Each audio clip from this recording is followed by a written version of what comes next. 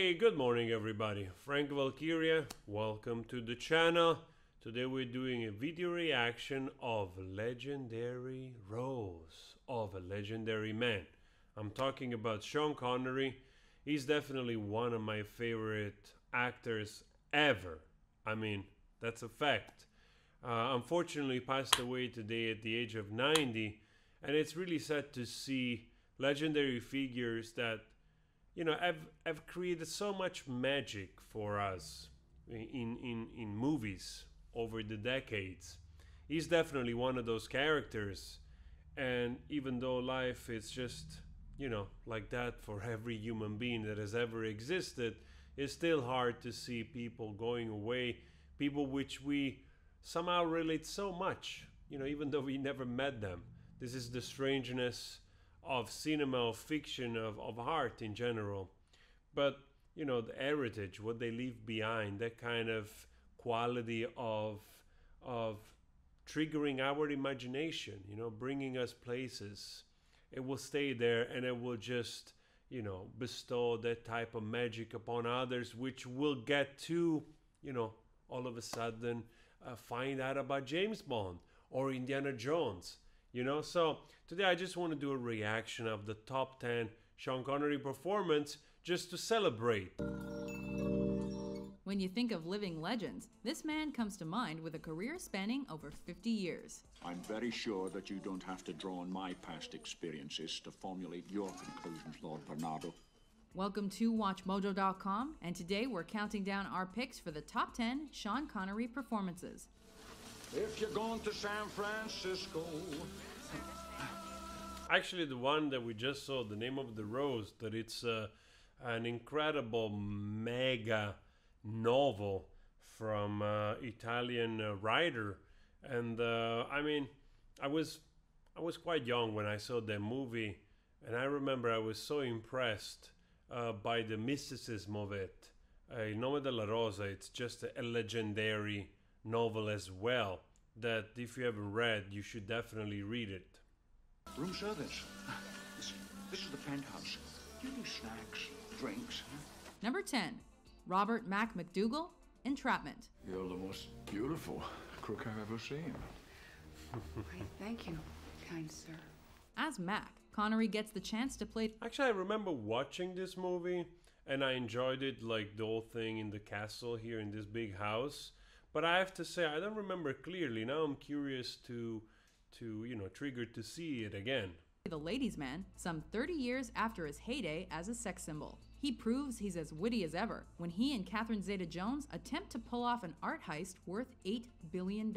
And what is this stuff we are downloading? For most of the film, it's unclear on whether she's truly working against him or with him, but half the fun is watching the sparks fly. 3, 2. Man, I don't know you, but I think most guys will admit that this dude, it's better than most Number 9, at any age. Daniel Dravit, the man who would be king. We've been all over India. We know her cities, her jungles, her jails, and her palaces. And we have decided that she isn't big enough for such as we. Based on a Rudyard Kipling story, Connery's character, British Sergeant Daniel Dravit, seeks fortune in Kafiristan, a land outside the reach of the British Empire. He and his fellow soldier, portrayed by Michael Caine, convince the natives that he's Another a god. legend, They think Michael I'm a Caine. God.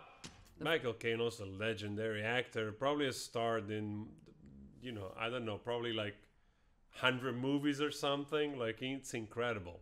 Far-fetched lie is made believable by the ease of the two men's on-screen and real-life friendship.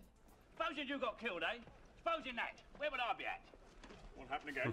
See, it don't. And what you carrying that arrow around for? But between that and the humor, we're on the edge of our seats to see if their secret will be discovered. Am I a dog or a god? Haven't I put the shadow of my hand over Look this at country? those Wolverine burn. Sideburns. Look at that. Do as I say, send for the girl. Tell them it's an order. Would have been a great Wolverine as well. Haven't negotiated with the Japanese before. Negotiated? Perhaps I can suggest the strategy. Number 8, Captain John Connor, Rising Sun. Be on time. Throughout his career, Connery has always taken chances on roles, and this one is no exception. While critics gave it mixed reviews, fans loved watching Connor investigating the murder of a prostitute. It's exhilarating to see how he pieces together the clues from the murder scene and uses knowledge of Japanese affairs as a way to pinpoint the killer. This is another movie that I want to watch again. And also there is an iconic car which I didn't have a lot of success in the States. It's a American engineer that created in the 80s or late 70s this car called Vector. The model shown in the movie, which is also a beautiful car, so iconic shape of the 80s design type of thing. I remember I was impressed by that also because I'd seen the car. I probably still have the magazine I saw it on from those days somewhere downstairs. Beautiful car, even though I had an automatic transmission, which always threw me off. I never understood why such a beautiful car that will have like an automatic transmission, but still to this day I love that car. I wish I would own it someday. Vector W8, beautiful V8 engine, bi-turbo, first car allegedly to go over 220 miles an hour or something, like with different type of gas would just vary from 600 horsepower to more. Absolutely wondrous car shown in this movie. And you saw it also burned in the back in the scene before. Find out what's f***ed up and fix it. Plus, his on-screen bond with Wesley Snipes is both unexpected and fun to watch. Golf is how they do business. This is very important for what I do. Well, I guess that makes This everything all dude is right, just... doesn't it? Number 7. King Arthur, First Night. I am Arthur of Camelot. It's like what guys look up to, you know, in terms of being manly. To fight! Not every actor fits in a period piece, but there's something about Connery that exudes a refined, grand nature. So it's no surprise he was perfect for the role of this legendary king. There's a peace that's only to be found on the other side of war. If that battle must come, I will fight it. Mojo, totally agree with those words.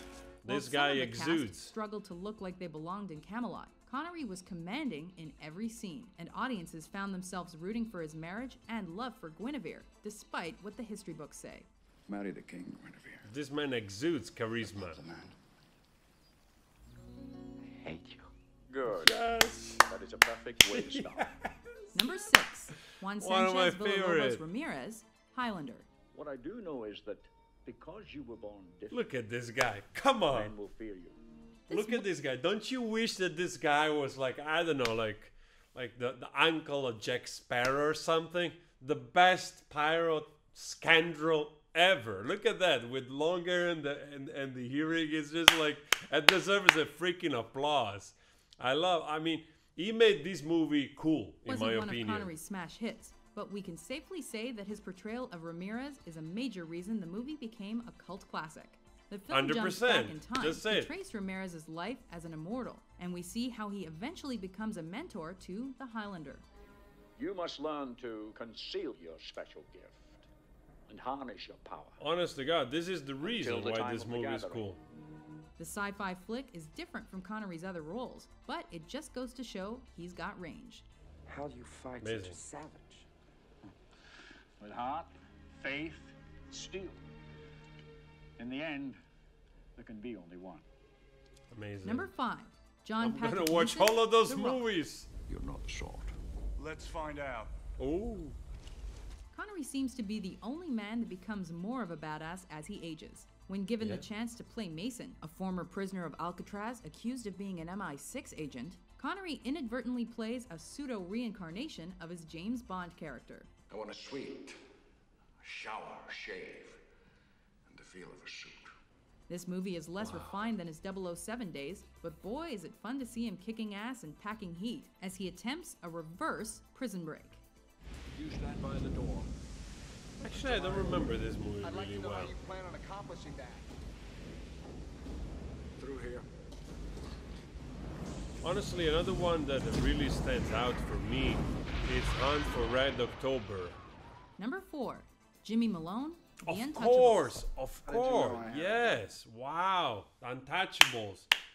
Wow, it's like one of the greatest movie ever in terms of mob movie. Story of Al Capone. Beautiful. I don't know actually.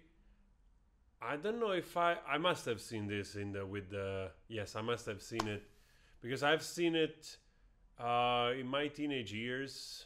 Later on, like when I was probably 19, 18, 20, something like that, a little later. I don't remember exactly. Obviously, I didn't watch it as soon as it came out. I think I watched it for the first time on VHS tape. And I think I saw it with the Italian overdub, you know? Like Italians, they do the overdubbing of every actors. And actually probably is one of the best overdubbing ever. They really like use actors. They do their best really to give the original actor, you know, the same kind of, you know, flair and everything. And I remember there's this iconic phrase of Robert De Niro that says like sei chiacchiere distintivo.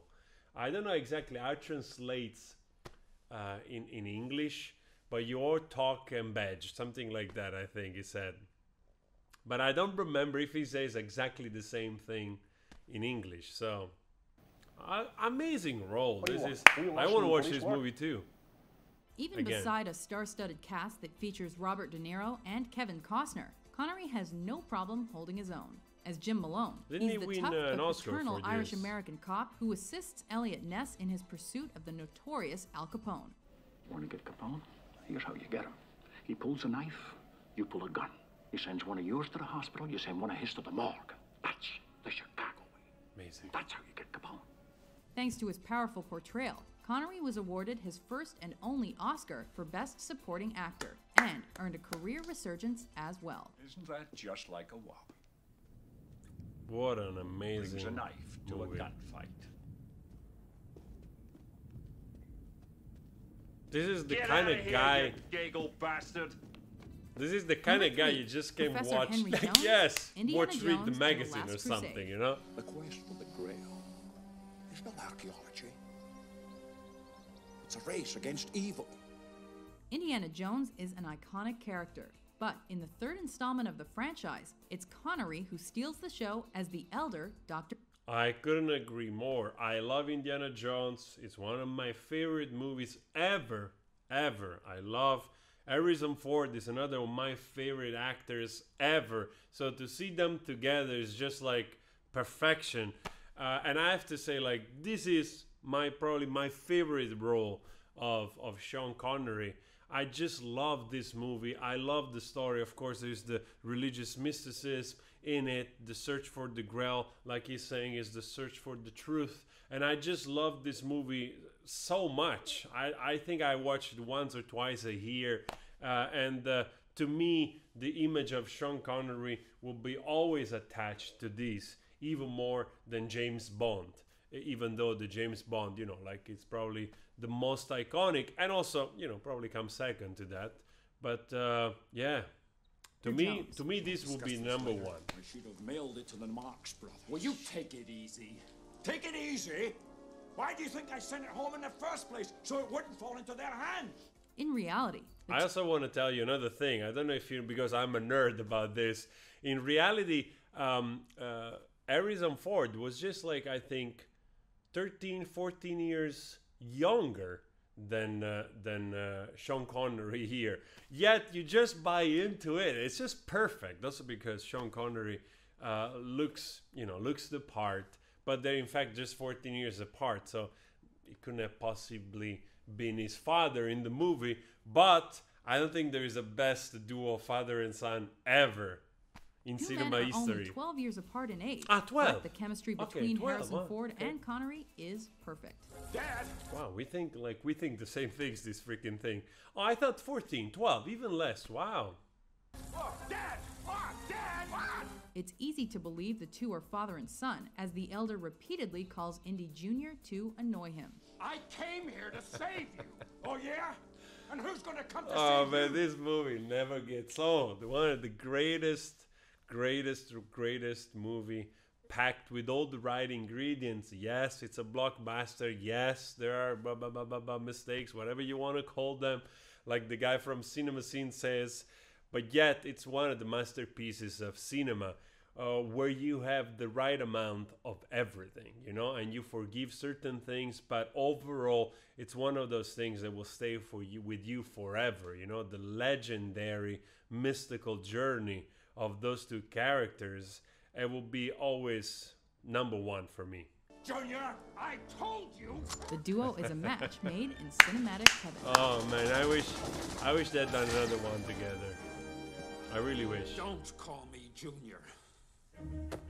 #2, Captain Marco Ramius, The Hunt for Red October. I love that scene a lot. I love that scene a lot where he says, "Don't call me Junior," where, for me at least, that scene also represents the sort of metaphorically the realization of the father that the son it's a man, you know, like truly, and also as sort of surpassed him in many ways, you know, because you see Indiana Jones doing something that probably wouldn't be able to do or had the courage to do, and all of a sudden he realizes, you know, he sees the son in that way. And I think, to me, that's also a very metaphorical and very powerful scene as well. Great day, comrades.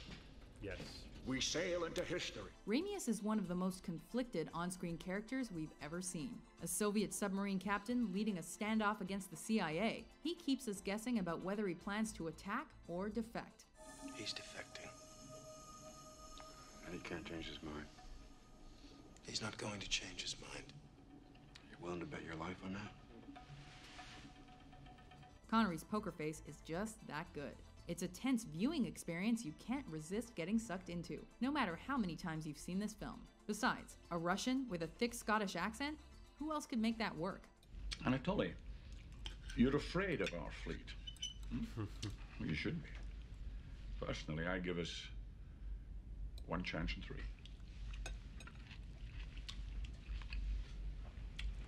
No more tea, anyway. Before we unveil our #1 pick, no accent here are a whatsoever. few honorable mentions. They got some contest at school, this writing thing. I remember watching the movie Hunt for Red October. I was so impressed by it, and also because I think I seen it very early on when, just not long after, like the Cold War kind of thing, you know. Like I think the Cold War ended with the fall of the Berlin Wall in '89, so it was still fresh, you know, that sensation, that feeling of the Iron Curtain, you know, and the stories from Russia and all of those things. My father also working on Achille Lauro, which was this famous cruise ship that also sank somewhere in the waters of South Africa in 90 something. I remember because also my father was on board, luckily survived with the rest of the other people. But they went, my father told me so many stories about going to Leningrad, St. Petersburg, when was still like, you know, the Iron Curtain. For some reason, the Achille Lauro was allowed to get into the port there. So they had exchange with locals a lot. So it was fascinating, and I had this image at the time of Russia. So this movie, you know, like that old feeling of also, you know, still danger that we had, you know, for that 70s and 80s heavily nuclear period. And also we went through the scare of Chernobyl, you know. So you put all those things together, was still very vivid, that kind of feel, and also potential danger of atomic holocaust, you know. Writing contest? What a weird times as well. Long time ago. Did you win? Well, of course I won. Like money or something? I don't think I watched this one, the one movie. The Pulitzer. Of course. Oh yeah, the name of the rose is... I know, it's just a mentioning, okay. What don't you understand? I found a cure for the plague of the 20th century, and now I've lost it. Haven't you ever lost anything, Dr. Bronx? Now, I've designed this like a collapsing bag. MacDonald here has agreed to man the wireless in order to give the Germans something to listen to. And all the padres and the medical staff I don't remember have none volunteered of to stay those behind movies, as well. honestly. Now, the wounded who are Apart too from bad to move will replace the men firing. The name of the rose. So our defense will seem as before. By the time the Germans find out what's happening, we should all be safely across the river. Pleasant journey. Carta. Number 1. I admire your luck, Mr. Bond. James Bond. James Bond, the James Bond series. Guys, honestly, I know everybody has their own whatever, but to me, when I think of James Bond, there is only this name that comes to my mind.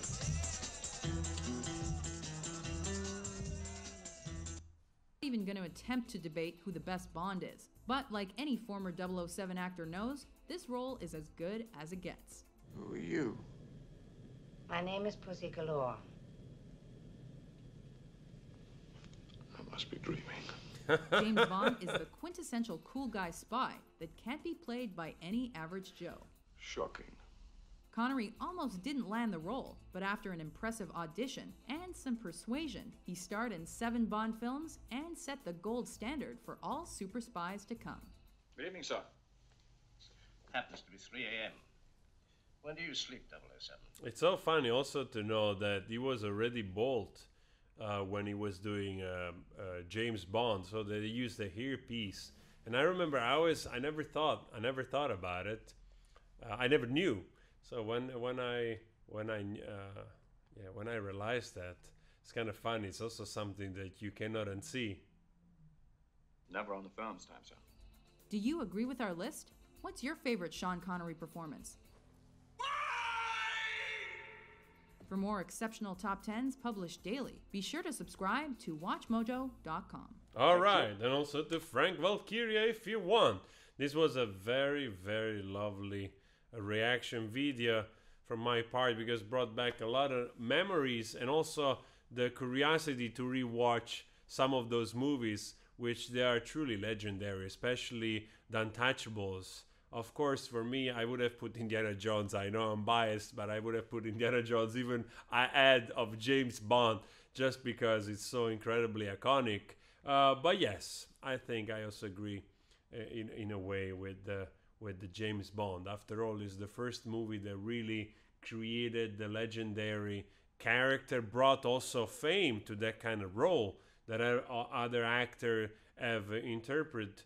And even though I like Craig David, the newer one as well, I think, it's honestly, Sean Connery is unmatched, but also just the overall charisma of this dude. So it's beautiful to have all those movies to cherish and to celebrate the man. And it's sad, of course, that we get to the point in life where we start to see those figures that somehow we relate to just go. But that's how it is. Anyway, guys, I hope you enjoyed the video. Rest in peace, Sean Connery. Always spread love. I'll see you later. Ciao.